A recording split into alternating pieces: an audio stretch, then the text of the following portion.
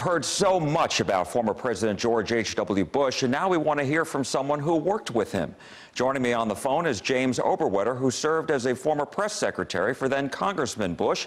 He also served as a former U.S. ambassador to Saudi Arabia for President George W. Bush. Mr. Ambassador, thank you so much for joining us. First, your reaction to the loss of the 41st president. Well, it's very sad. I would say probably not unexpected, given the state of his health of late, but it's very sad, and it's a poignant day for those of us who had the opportunity to work for him for so many years and to know him. Especially, I think, those of us in Texas, which is where he started his career, went through races that were up and down, wins and losses, and finally ended up being president of the United States. What was he like to work for?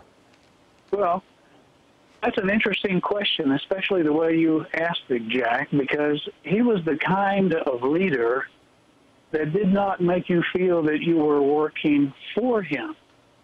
He made you feel like you were working with him. And I think that was one of the great secrets to his leadership success. He made you feel like you were working with him for the country. And that is the mark, I think, of a true leader. And so it was a very enjoyable experience personally for all of those who had a chance to be around him on a daily basis.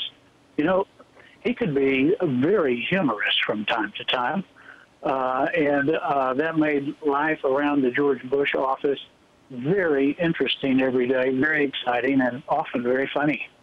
Real quick, I just wanted to ask you, I was talking to a retired Secret Service agent who protected the former president. He told me that he always would talk about faith, family, and friends. I think that wraps it up, Jack. That's where the guy was coming from. Great patriot. We know all about his service in World War II, and that's the way the man was built. He was just a really wonderful figure.